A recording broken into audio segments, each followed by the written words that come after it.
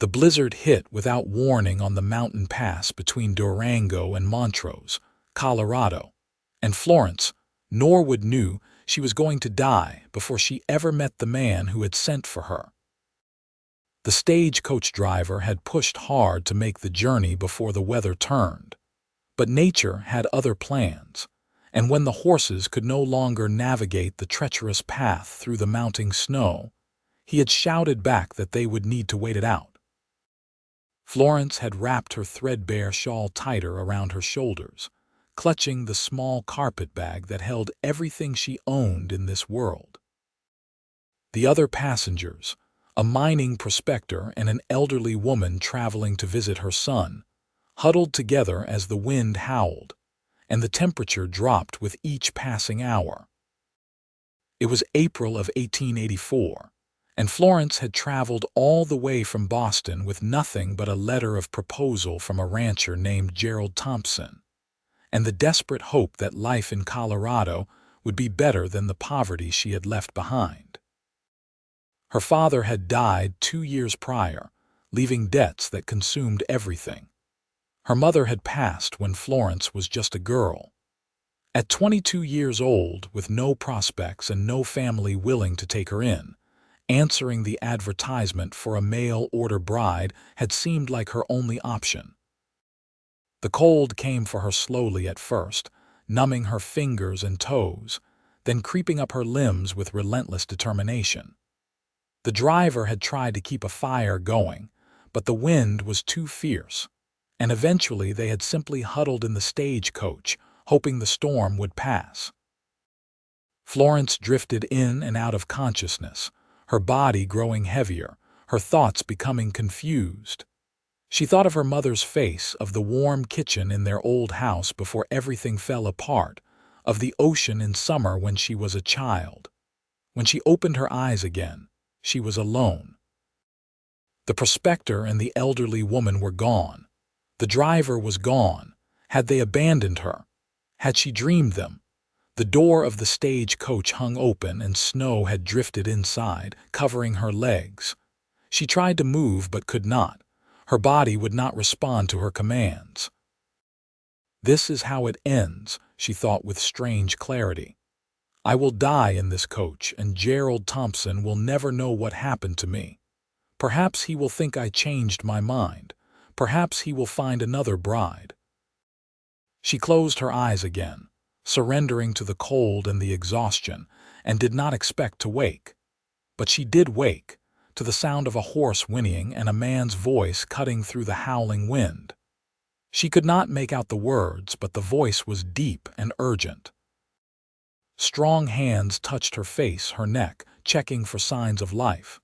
She tried to open her eyes, but her eyelids felt frozen shut. Still breathing, the voice said, and there was relief in it. Barely, but still breathing. Come on, let me get you out of here. Florence felt herself being lifted, and the movement sent sharp pain through her limbs as blood tried to flow again through frozen vessels. She wanted to cry out, but could not make a sound. The man wrapped something warm and heavy around her, a coat that smelled of leather and wood smoke and horses.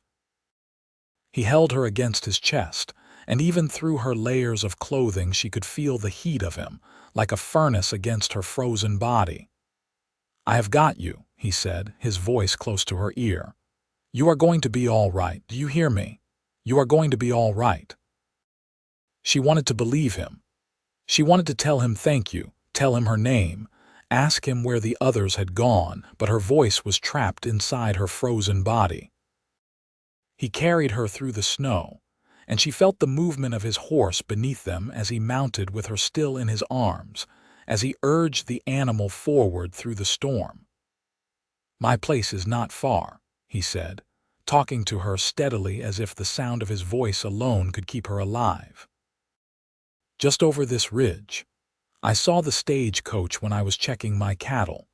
The others made it to the way station about 2 miles back, but the driver said there was one more passenger, a woman. They thought you were already gone, but I had to check. I had to be sure. I will carry you the rest of the way. Just hold on. Do not give up now. Florence drifted in and out as the horse moved through the snow. She was aware of the warmth of the man holding her, of the steady rhythm of his heartbeat against her ear, of his voice continuing to speak to her though she could not respond. He told her about his ranch, about his dog who would want to lick her face, about the fire he had burning in the hearth. He told her his name was Nathan Rawlings and that she was safe now, Nathan Rawlings, not Gerald Thompson. This was not the man who had sent for her, who had promised her a home and a future. This was someone else entirely. But he was carrying her through a blizzard, and his arms were strong, and she was too weak to do anything but surrender to his care. When they reached the ranch house, Nathan kicked open the door and brought her inside. The warmth hit her frozen skin like 1,000 needles, and she finally managed to make a sound, a small whimper of pain. He laid her on a rug in front of the fireplace and began removing her wet outer clothing, his movements quick and efficient but respectful. He wrapped her in dry blankets and began rubbing her hands and feet, trying to restore circulation. "That hurts, I know," he said when she whimpered again. "But that means you can feel, and feeling is good. Feeling means you are still here." A large yellow dog appeared and sniffed at Florence's face, whining with concern. Nathan gently pushed the animal back. "Give her space, Dawson. She has been through enough without you slobbering on her." As the warmth slowly penetrated her body, Florence found she could open her eyes. She looked up at the man who had saved her. Nathan Rawlings had a lean, weathered face, tanned from years under the Colorado sun. His hair was dark brown, almost black and slightly too long, curling at his collar. His eyes were a striking pale blue, like ice, but there was nothing cold in the way he looked at her. He appeared to be in his late 20s, perhaps 28 or 29, with the kind of face that had seen hardship but had not grown hard because of it. "There you are," he said when their eyes met, and he smiled with such genuine warmth that Florence felt something crack inside her chest. "Welcome back. Can you tell me your name?" Florence, she managed, her voice barely a whisper. "Florence Norwood." "Florence," he repeated, and the way he said it made it sound like music. "I am Nathan. You are at my ranch about 10 miles outside of Montrose. You were in that stage coach in the pass. Do you remember?" She nodded slightly. "The others, they made it to the way station. The driver went back to help them when the storm got too bad, but he thought you had already passed. I am glad he was wrong." "Thank you," Florence whispered. Tears welled in her eyes, tears she did not have the strength to hold back. "You saved my life." Nathan's expression softened. Anyone would have done the same. But Florence knew that was not true. The driver had left her. The other passengers had left her. Only this man, this stranger, had come back through the storm to look for her. Only Nathan Rawlings had carried her the rest of the way. Over the following days, as the blizzard continued to rage outside and Florence slowly recovered her strength, she learned about the man who had saved her. Nathan had inherited the ranch from his father 3 years ago, after his parents had both died of influenza during a particularly harsh winter. He ran cattle and horses, working the land mostly by himself with occasional help from neighboring ranchers during branding season. He had never married, though at 29 he was certainly of age to do so. "Never found the right woman, I suppose," he said when Florence asked him about it, her curiosity getting the better of her propriety. They were sitting by the fire, Nathan in a wooden chair and Florence wrapped in blankets on the sofa he had insisted she use as a bed. "Or maybe the right woman never found me, all the way out here."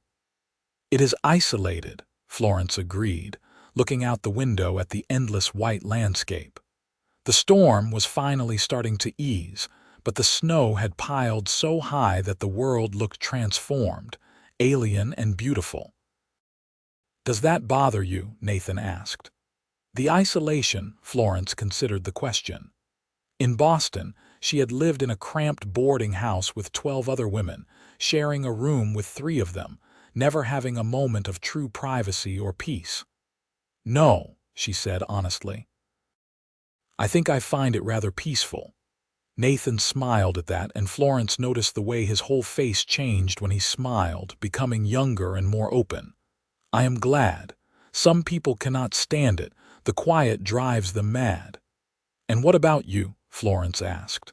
"Does it ever drive you mad?" "Sometimes," Nathan admitted. "In the deep winter when I go days without seeing another soul. But then spring comes and I remember why I love this land. The mountains, the sky, the way the wildflowers bloom in the meadows. It gets into your blood, this place. It becomes part of you." Florence could hear the love in his voice, the deep connection he had to this harsh and beautiful landscape. It moved something in her, made her want to understand what he saw when he looked out at those mountains, what he felt when he rode across those meadows. On the 4th day, the storm finally broke and the sun came out, turning the snow into a field of diamonds. Nathan saddled his horse and rode to the way station to send word that Florence was alive and safe. He returned several hours later with her carpet bag, which the driver had left at the station, and a message. "Gerald Thompson sent word," Nathan said, his expression carefully neutral as he handed Florence her bag. "He says he is glad you are alive, and that he will send someone to collect you once the roads are passable again. Should be about a week, weather permitting." Florence took the bag, feeling a strange heaviness in her chest. "I see. Thank you for retrieving this." Nathan nodded and turned to tend to his horse, and Florence watched him go, feeling something she could not quite name. Relief, disappointment, confusion. She was supposed to be happy that Gerald Thompson still wanted her, that her future was still secure. But all she could think about was that she only had one more week in this warm house. One more week of conversations by the fireplace with Nathan. One more week before she would have to leave and marry a man she had never met.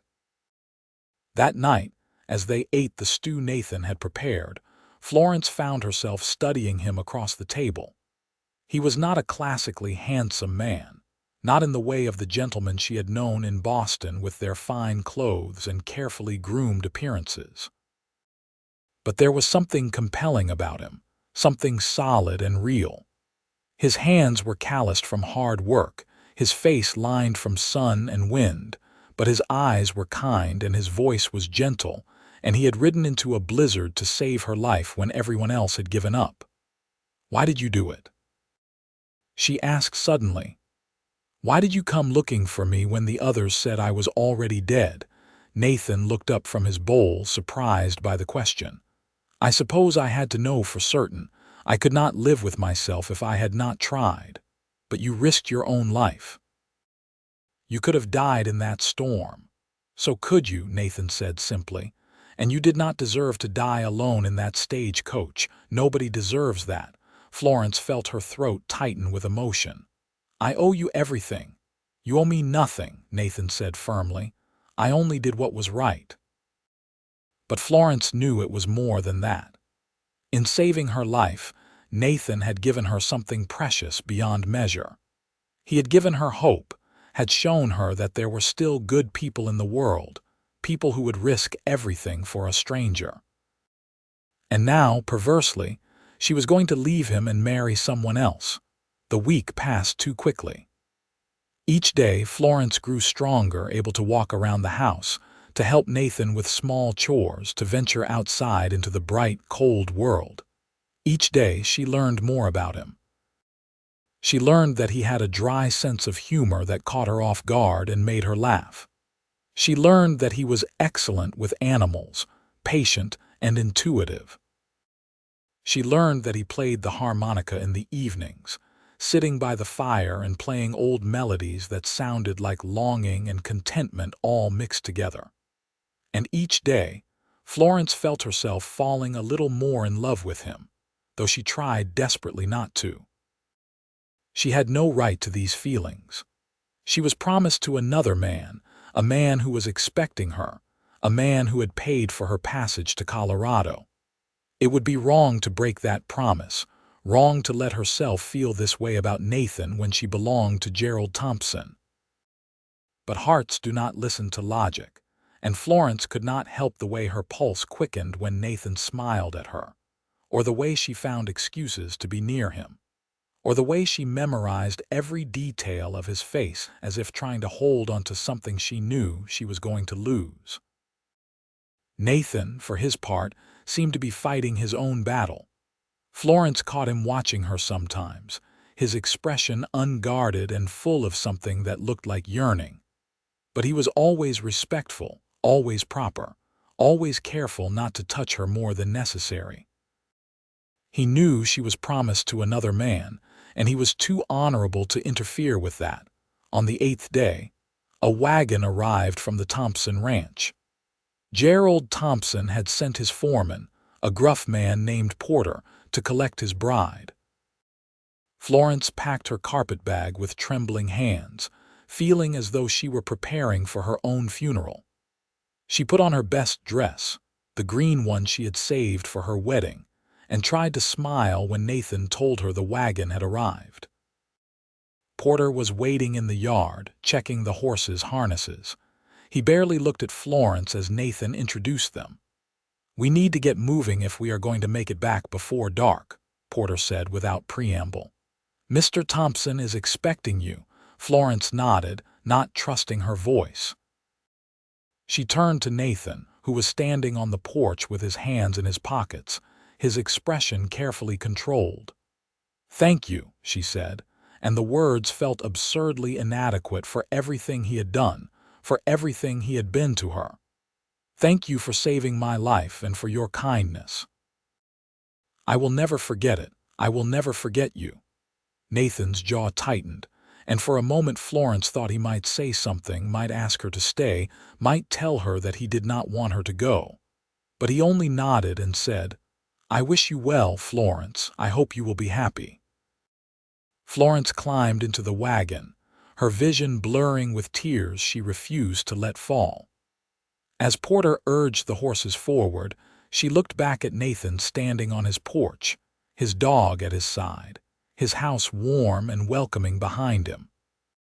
She looked back until the wagon turned and she could no longer see him, and then she pressed her hand to her mouth and let the tears come. The Thompson ranch was larger and more prosperous than Nathan's, with a big house and multiple outbuildings and dozens of cattle dotting the landscape. Gerald Thompson himself came out to greet the wagon, and Florence got her first look at the man she was supposed to marry. He was in his early 50s, she guessed, with gray hair and a substantial build that spoke of good living. He was not unattractive exactly, but there was something in his eyes, something calculating and cold, that made Florence feel uneasy. He looked her over as she climbed down from the wagon, his gaze assessing her like livestock. "Miss Norwood," he said, his voice formal. "I am glad you survived your ordeal. I trust you have recovered from your exposure." "Yes, sir," Florence said quietly. "I am quite well now, thank you." "Good, good," Gerald nodded, still looking her over. "You are younger than I expected, and prettier. That is good. Come inside and meet my daughter." Florence followed him into the house, which was well furnished but somehow lacked warmth despite the fire burning in the hearth. A young woman appeared from the kitchen, wiping her hands on an apron. She looked to be about 19, with the same calculating eyes as her father. "This is Rachel," Gerald said. "Rachel, this is Miss Norwood, my intended." Rachel looked Florence up and down with barely concealed hostility. "Father did not mention you would be so young." "I am 22, Florence said, feeling the need to defend herself though she was not sure why. "Young enough," Gerald said dismissively. "Rachel has been managing the household since her mother passed 5 years ago, but she will be getting married herself soon. I need a wife to take over those duties, among other things." The way he said other things made Florence's skin crawl. This was a transaction to him, nothing more. He needed someone to cook and clean and warm his bed, and she was a convenience, purchased through the mail like a piece of furniture. That night, lying in the small guest room Gerald had assigned her, Florence stared at the ceiling and thought about Nathan. She thought about his kindness, his gentle humor, the way he had held her through the blizzard and told her she was going to be all right. She thought about the life she could have had with him, if circumstances had been different, if she had not been promised to another man. But she had made a commitment, and Gerald Thompson had paid for her passage and expected her to honor that commitment. To back out now would be dishonorable. It would leave him embarrassed and her reputation in ruins. There would be no other options for her, no other future. She would have to make the best of this marriage, find a way to be content with a man she did not love, in a house that did not feel like home. The wedding was scheduled for the following Saturday, giving Florence less than a week to prepare. Rachel made it clear that she resented Florence's presence, that she saw her as an interloper trying to take her mother's place. Gerald was distant and formal, treating Florence with polite disinterest. The ranch hands avoided her eyes when she walked past. Florence had never felt more alone. On Thursday evening, as Florence was helping Rachel prepare dinner in the large kitchen, Rachel suddenly spoke. "You are making a mistake, you know." Florence looked up from the potatoes she was peeling. "I beg your pardon, marrying my father. You are making a mistake." Rachel's expression was hard. "He does not love you, he does not even like you, he just needs a housekeeper who will not demand wages." Florence felt her face flush. "I am aware that this is a practical arrangement." "Are you?" Rachel laughed bitterly. "Are you aware that he drove my mother into an early grave with his demands and his temper? Are you aware that he goes through housekeepers like kindling because he is impossible to please? You seem like a nice enough woman. You should leave while you still can." "And go where?" Florence asked, her voice barely a whisper. "I have nowhere else to go. No family, no money, no prospects. This marriage is my only option." "There are always other options," Rachel said. "You just have to be brave enough to take them." That night Florence could not sleep. Rachel's words echoed in her mind. You are making a mistake. There are always other options. But what options did she have? She could not return to Boston. She had no one there, nothing there. She could try to find work in Montrose, but what kind of work? She had no skills beyond basic housekeeping and needlework, and those positions were scarce and poorly paid. Unless. The thought came to her suddenly, a spark of hope in the darkness. Unless she went to Nathan.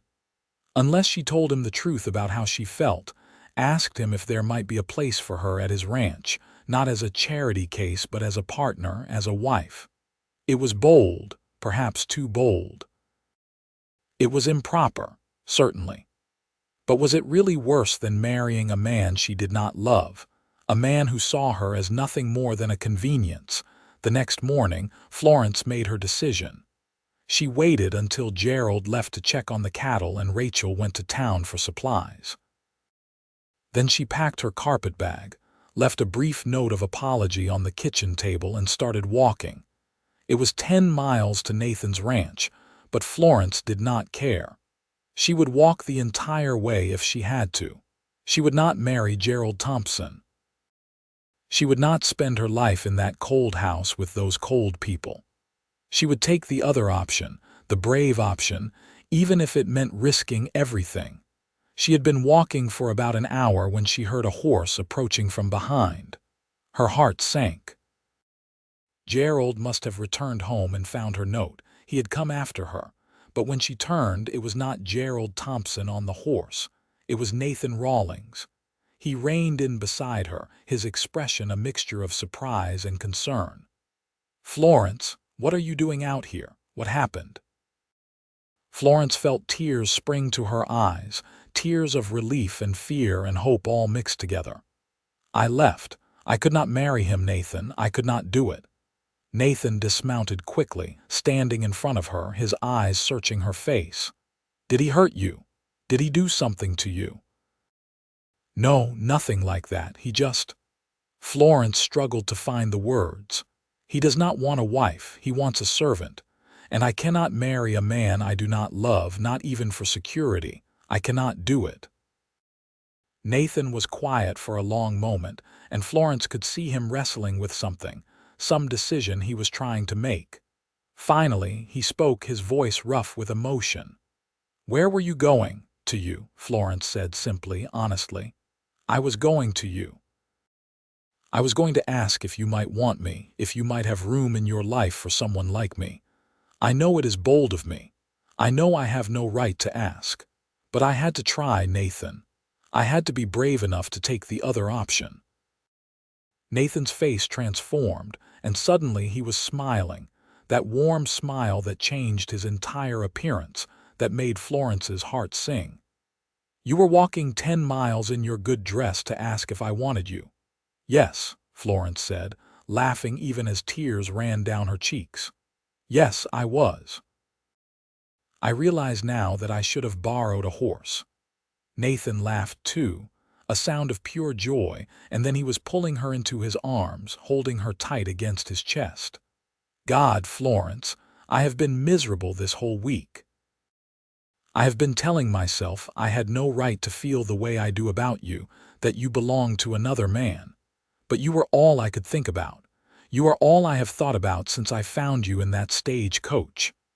"I feel the same," Florence whispered against his shoulder. "I have been falling in love with you since you carried me through that blizzard and told me you had me." Nathan pulled back just enough to look at her face, his hands framing her cheeks. "Marry me, Florence, not because you have no other options, but because you want to. Because you love me the way I love you. Marry me and be my partner, my wife, my home." "Yes," Florence said, smiling through her tears. "Yes, Nathan, I will marry you. I choose you. I choose this."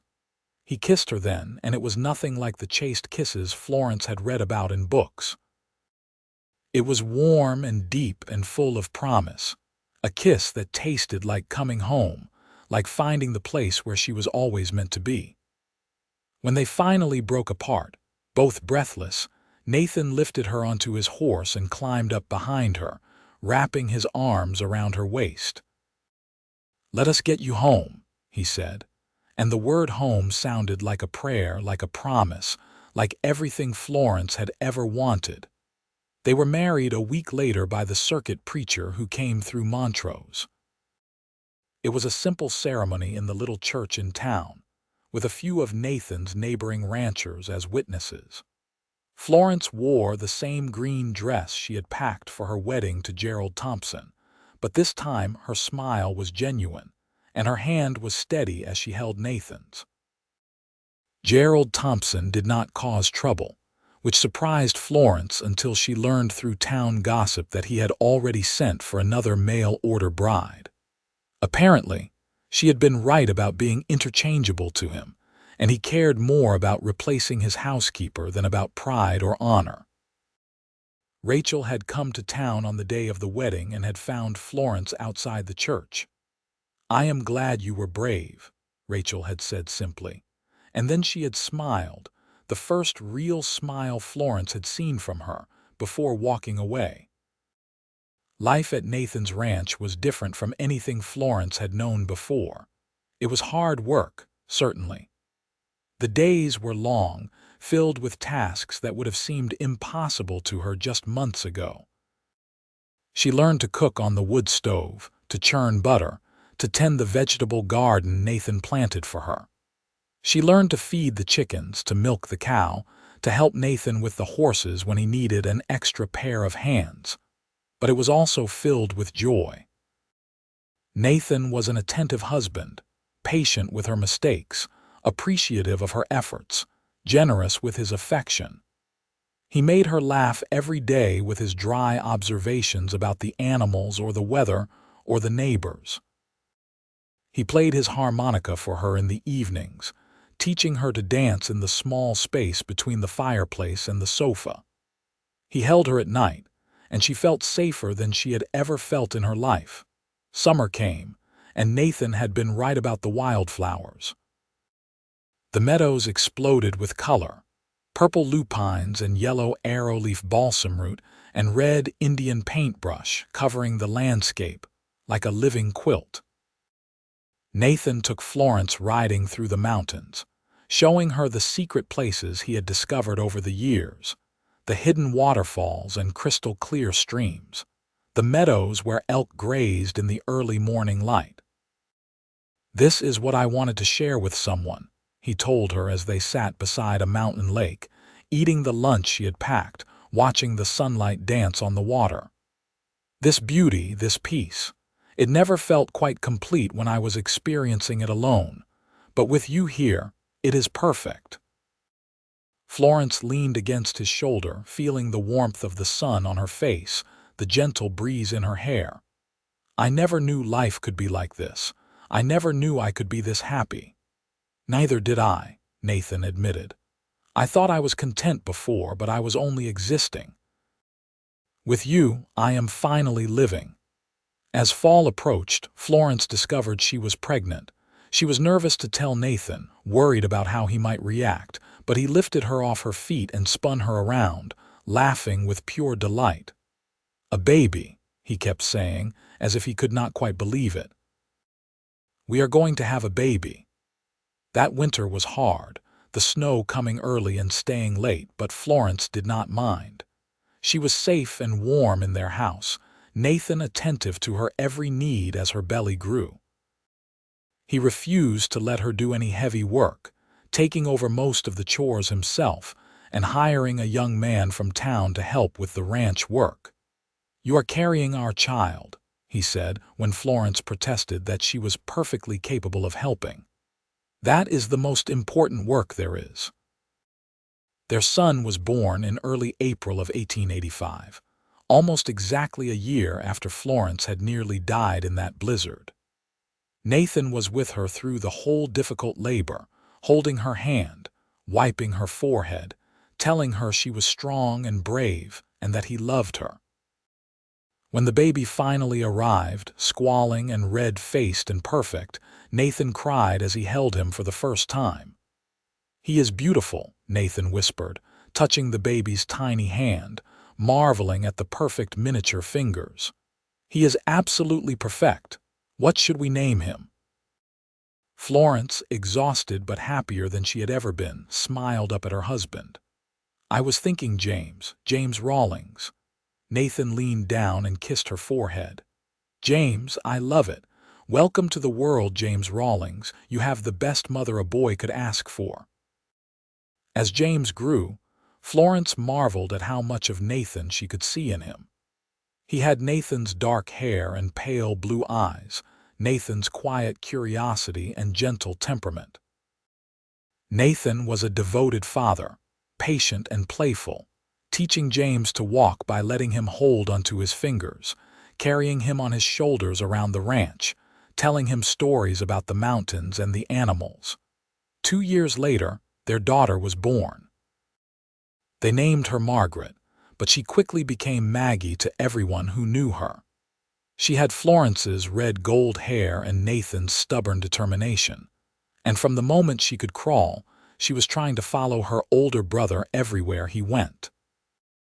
Life settled into a rhythm, the seasons turning, the children growing. There were hard times, certainly.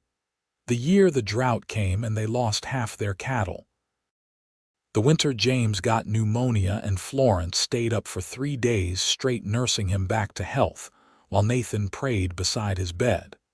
The spring flood that damaged their barn and required weeks of repairs. But there were far more good times than hard ones. Birthday celebrations with cakes Florence learned to bake, and small presents Nathan carved from wood. Christmas mornings with stockings hung by the fireplace, and the children's delighted laughter. Summer picnics by the lake where Nathan had proposed. Fall afternoons teaching the children to ride. Watching them grow confident and capable on the gentle horses, Nathan trained specifically for them. Florence's favorite times were the quiet evenings after the children had gone to bed, when she and Nathan would sit on the porch and watch the sunset paint the mountains gold and pink and purple. Nathan would hold her hand, and sometimes they would talk about their day, about the children, about plans for the ranch. Other times they would simply sit in comfortable silence, no words needed after so many years together. "You ever regret it?" Nathan asked one evening when they had been married for 7 years. "Choosing this life instead of the security Thompson could have offered you." Florence turned to look at her husband, at the face she knew as well as her own, at the man who had saved her life and then given her a reason to truly live. "Never," she said firmly. "Not for a single moment. You gave me everything I never knew I needed. Love, home, family, purpose. Thompson could have given me security, but you gave me life." Nathan smiled and pulled her closer, kissing the top of her head. "You gave me the same. I was just going through the motions before you came. You made everything mean something." As the years passed, the ranch prospered. Nathan's reputation as a horse trainer spread, and people came from as far as Denver to purchase animals he had trained. Florence started a small business of her own, selling eggs and butter and vegetables in town, saving the money to buy small luxuries for the family. James grew into a responsible young man, taking on more duties at the ranch, showing the same natural way with animals that his father had. Maggie was bright and fearless, insisting on learning everything her brother learned, refusing to be left behind because she was a girl. In 1895, when James was 10 and Maggie was 8, Florence found herself pregnant again. She was 33 now, and this pregnancy was harder than the previous ones. She tired easily and felt sick more often. Nathan worried constantly, hovering over her like a mother hen, which made her laugh even as she appreciated his concern. "I survived a blizzard," she reminded him. "I can survive having a baby." "That blizzard nearly killed you," Nathan said, his face serious. "I will never forget how close I came to losing you before I ever really had you. I cannot lose you now, Florence, I cannot." "You will not," Florence assured him, taking his face in her hands. "I am strong, Nathan. We are going to be fine, me and this baby both." The baby, another girl they named Clara, arrived in December during a snowstorm that reminded Florence of that first blizzard 11 years ago. But this time, she was safe and warm in her own home, with her husband beside her and the midwife from town to help. Clara was smaller than the other children had been, but healthy and strong, with a shock of dark hair and a surprisingly loud cry for such a tiny thing. James and Maggie were fascinated by their new sister, constantly wanting to hold her, to help care for her. Nathan was even more protective than before, reluctant to let Clara out of his sight. Florence watched her husband with their baby daughter and felt her heart overflow with love for this man who had given her so much, who continued to give her more every single day. Life continued its rhythm. James turned 16 and started courting the daughter of a neighboring rancher, a sweet girl named Emma who Florence liked immediately. Maggie announced at age 13 that she wanted to be a doctor, which was almost unheard of for a woman, but Nathan and Florence supported her ambition, saving money to send her to school in Denver when the time came. Clara grew from a baby into a toddler into a bright, curious little girl who loved books and music, and had her mother's gift for gardening. She would spend hours in Florence's vegetable garden, carefully tending the plants, talking to them as if they could understand her. In 1899, as the century drew to a close, Nathan and Florence celebrated their 15th wedding anniversary. James, now nearly 20, had taken over much of the daily running of the ranch. Maggie, at 17, was preparing to leave for medical school in the fall. Clara, at 4, was the baby of the family, doted on by her older siblings and her parents alike. Nathan surprised Florence by taking her back to the place where he had proposed, the hidden lake in the mountains.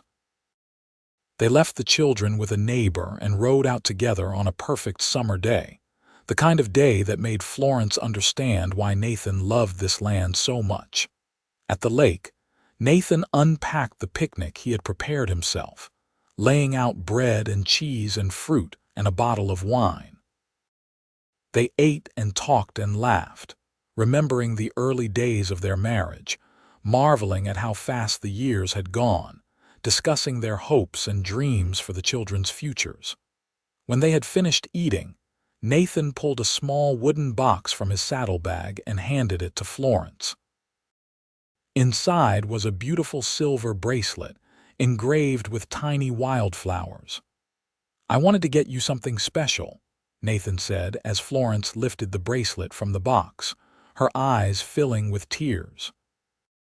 "To thank you for 15 years of being the best wife, the best mother, the best partner I could have ever asked for.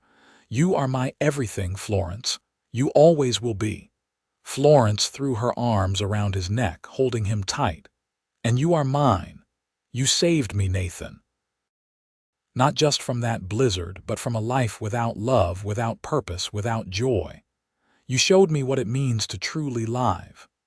"We saved each other," Nathan said, pulling back to look at her face, to wipe the tears from her cheeks.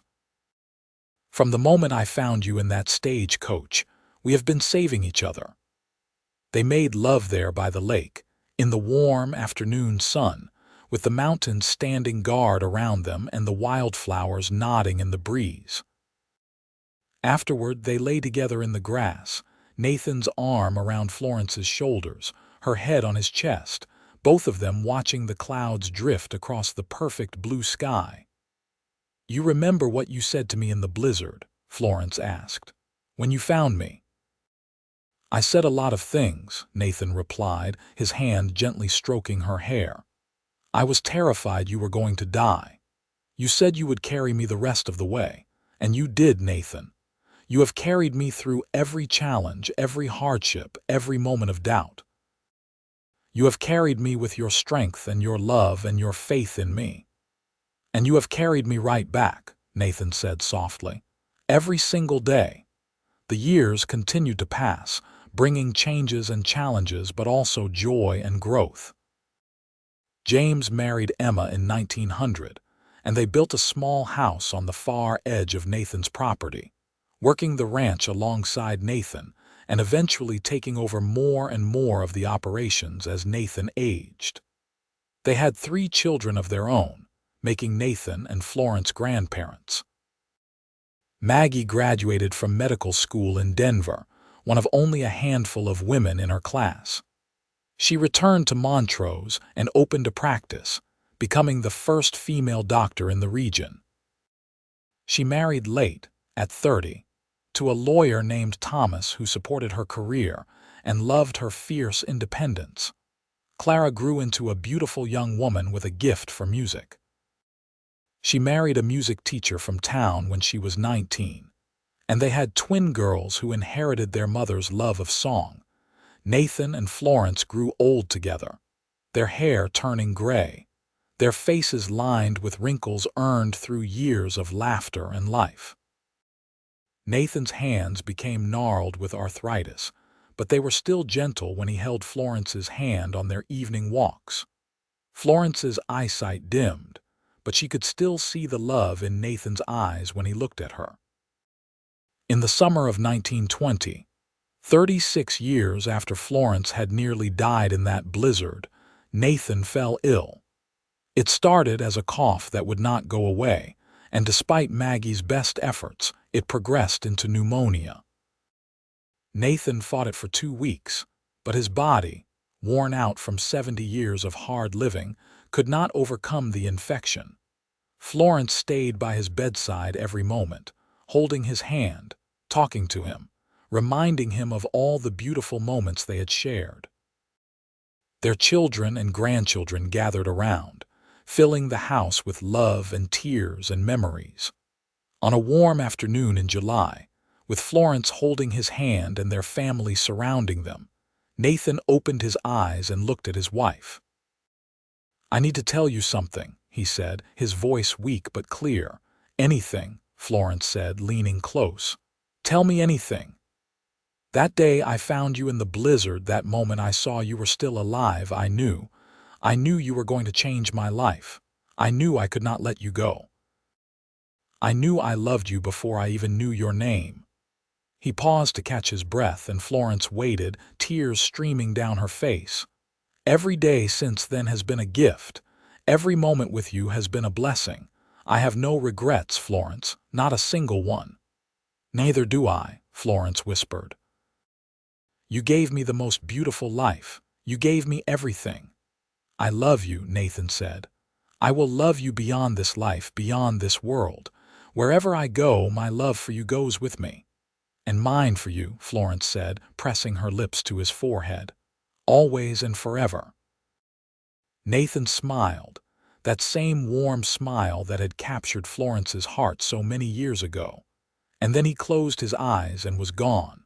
Florence lived for another 8 years after Nathan's death, surrounded by her children and grandchildren and great-grandchildren. She never remarried, never even considered it. Nathan had been her great love, her soulmate, her partner in every sense of the word. There could never be anyone else. She stayed on the ranch, in the house Nathan had built, tending her garden and helping with the great-grandchildren and telling stories about the old days to anyone who would listen. Her favorite story was the one about the blizzard, about the young woman who had nearly frozen to death and the cowboy who had saved her. "And then he said the most important words anyone has ever said to me," Florence would tell the wide-eyed children gathered around her rocking chair. "He said, 'I will carry you the rest of the way,' and he did. He carried me through that storm, and then he carried me through life. He was my hero, my love, my everything."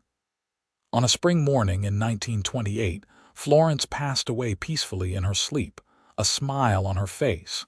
She was 76 years old.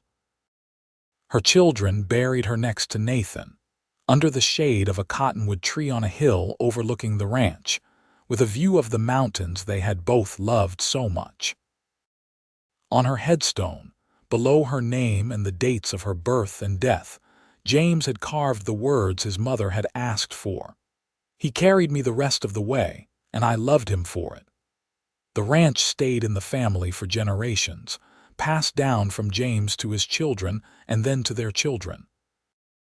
The story of Nathan and Florence became family legend, told and retold with each new generation. The house was expanded and modernized, but the original structure remained, a testament to the man who had built it and the woman who had made it a home. And on cold winter nights, when the wind howled down from the mountains and the snow piled deep, the descendants of Nathan and Florence would gather by the fireplace in that original room and tell the story of the mail-order bride who froze on the trail and the cowboy who found her and carried her the rest of the way. They would tell of the love that grew from that desperate moment, the family that blossomed from that chance encounter, the legacy that endured through decades of change and challenge. Because some love stories are not just about two people finding each other. They are about the lives those two people create together, the family they build, the legacy they leave behind. Nathan and Florence's story was one of those, a story that proved love can grow in the harshest conditions, that kindness can lead to profound connection, that a single act of compassion can change the course of multiple lives. In the spring of each year, wildflowers still bloomed in the meadows around the ranch, just as they had when Nathan had first shown them to Florence. And sometimes, on particularly beautiful days, the descendants of Nathan and Florence would ride out to the hidden lake in the mountains, the place where Nathan had proposed, the place where he had given Florence the bracelet engraved with wildflowers, the place that had witnessed their enduring love. They would sit by the water and think about the couple who had started it all, the mail-order bride from Boston, who had nearly died in a blizzard, and the Colorado cowboy, who had refused to let her go. They would think about the choice Florence had made to walk away from security and toward love, the bravery it had taken to choose her heart over her fears. And they would understand, as Florence had understood all those years ago, that the greatest treasures in life are not found in comfort or security or practical arrangements. They are found in the risks we take for love, in the hands we hold through the storms, in the promises we make and keep to one another. Nathan had promised to carry Florence the rest of the way, and he had kept that promise every single day of his life. And Florence, in choosing him, in loving him, in building a life with him, had carried him right back. Together, they had created something beautiful and lasting, something that endured long after they were gone. Their love story was not about perfection. It was about two imperfect people finding each other in impossible circumstances and choosing, every day, to keep choosing each other. It was about the quiet moments that meant as much as the grand gestures, about laughter shared over breakfast and hands held at sunset, about children raised and dreams built, and a life lived fully and completely together. On Florence's 100th birthday, which would have been in 1946, James organized a family reunion at the ranch. 3 generations gathered to celebrate, to share stories, to honor the woman who had started it all. They stood together on the hill where Nathan and Florence were buried and laid wildflowers on their graves, the same wildflowers that had meant so much to them both. Emma, James's wife, who had known Florence for nearly 50 years and had loved her like a mother, spoke for all of them. She was remarkable, Emma said, her voice thick with emotion. Not because she did anything extraordinary, but because she made the ordinary extraordinary. She made every meal special, every conversation meaningful, every day precious. She taught us that love is not just a feeling but a choice, a daily choice to put someone else's happiness alongside your own, to build something together that is greater than what either of you could build alone. And Nathan, James added, his voice breaking. My father was the best man I ever knew. He loved my mother with everything he had, but he also loved us, loved this land, loved life itself. He taught me that strength is not about never showing weakness, but about being brave enough to care deeply, to risk everything for what matters most. He saved my mother's life that day in the blizzard, but she saved his too. They saved each other, and in doing so, they gave all of us this family, this legacy, this love. The family stood together as the sun set over the mountains, painting the sky in brilliant shades of gold and pink and purple, the same colors Florence and Nathan had watched together for so many years. And in that moment, they all felt it, the presence of the two people who had started it all, whose love had created this gathering, whose story would continue to inspire generations yet to come. Because that is what real love does. It does not just touch the two people experiencing it. It ripples outward, touching everyone around them, creating waves that spread far beyond what anyone could imagine. Nathan and Florence's love had created a family, yes, but it had also created a model, a template for how to love deeply and well, how to commit fully and faithfully, how to choose each other again and again through all the challenges life brings. Their great-great-grandchildren, children who had never known Nathan and Florence except through stories and photographs, still felt the impact of their love. They grew up knowing what real commitment looked like, what true partnership meant, what it was to love someone so deeply that you would ride into a blizzard to save them, that you would give up security to choose them, that you would spend every day of your life grateful for their presence. The ranch itself became a symbol of that love, the land Nathan had worked, the house he had built, the home Florence had made. It stood as a testament to what two people can create when they pour their love into not just each other, but into the life they build together. Every fence post Nathan had set, every meal Florence had cooked, every child they had raised together, every sunset they had watched, every hardship they had overcome, all of it was woven into the fabric of that place, making it sacred, making it special, making it a monument to enduring love. And so the story of the mail-order bride who froze on the trail and the cowboy who found her and said, "I will carry you the rest," became more than just a family story.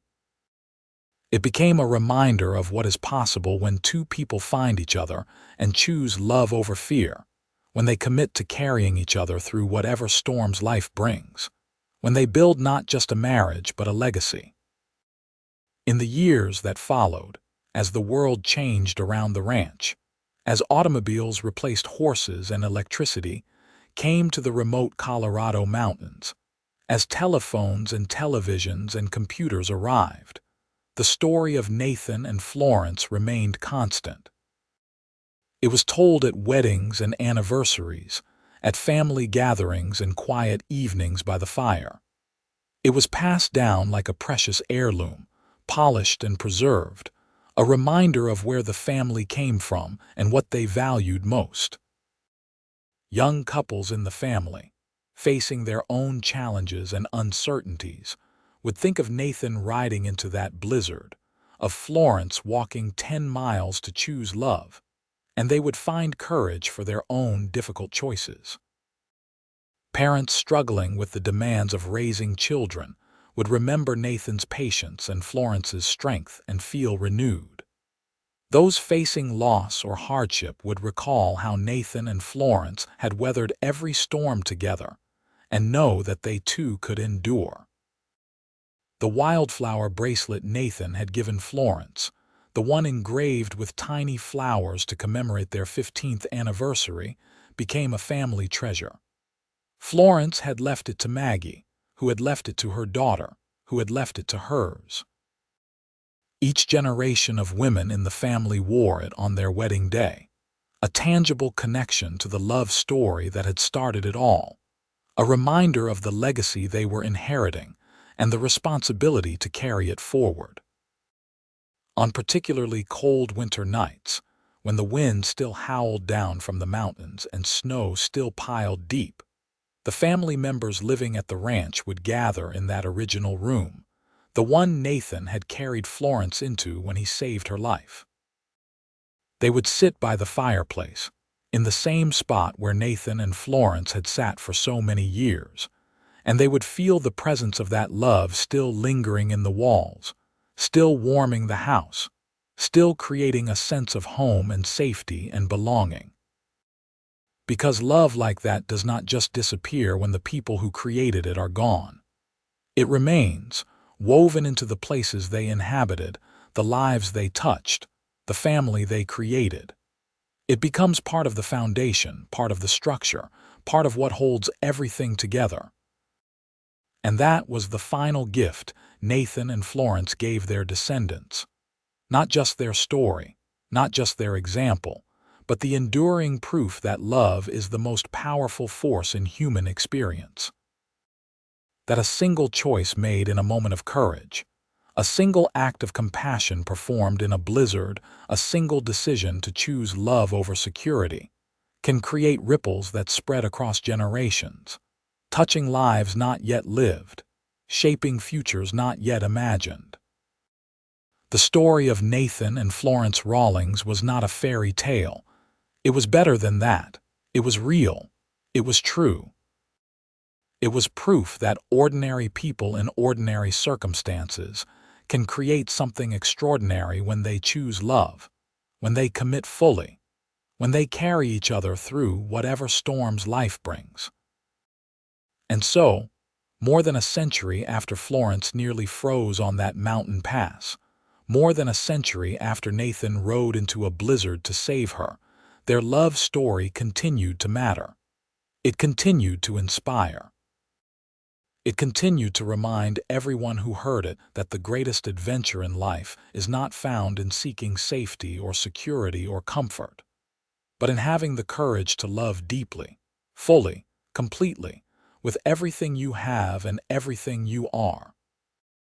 That was what Nathan had offered Florence when he said, "I will carry you the rest of the way." Not just rescue from a blizzard, but partnership for life. Not just survival, but the chance to truly live. Not just security, but love. And that was what Florence had given Nathan when she chose him, when she walked away from the safe option and toward her heart. She gave him the companionship he had longed for, the love he had waited for, the family he had dreamed of, the purpose that made all his hard work meaningful. Together they had created something beautiful. Not perfect, but beautiful. Not easy, but worth it. Not guaranteed, but chosen every single day, year after year, through good times and hard times, through joy and sorrow, through all the countless moments that make up a life.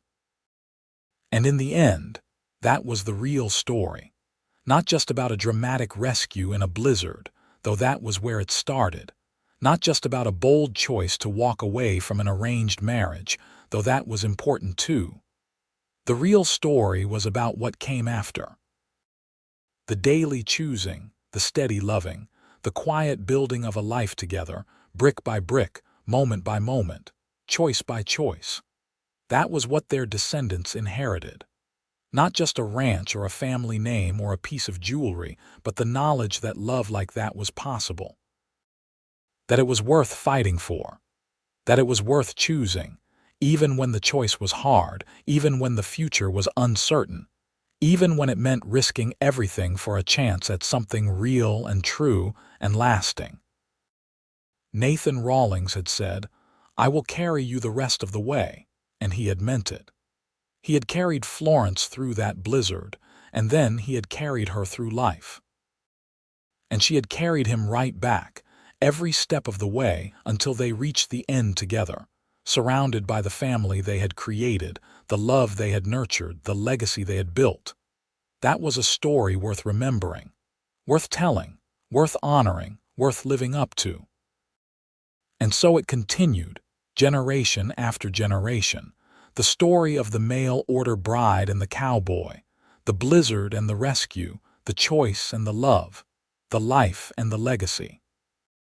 A story that proved that the greatest treasures are not things we possess, but people we love. That the truest wealth is not in our bank accounts, but in our relationships. That the most meaningful legacy is not what we leave behind, but who we love along the way. Nathan and Florence Rawlings had understood that. They had lived it. They had proven it. And their descendants, blessed to carry their blood and their name and their story, understood it too. They understood that they had been given a gift, not just of life but of example, not just of ancestry but of aspiration, not just of history but of hope. The hope that love like that was still possible, that it was still worth choosing, that it was still worth building day by day, year by year, until the end of time. That was the legacy. That was the gift. That was the story of the mail-order bride who froze on the trail and the cowboy who found her and said, "I will carry you the rest." And it was a story that would endure, as long as there were hearts to love and voices to tell it, as long as there were people willing to believe that love is worth everything, that choosing each other matters, that carrying one another through life's storms is the greatest privilege and the highest calling any of us will ever know.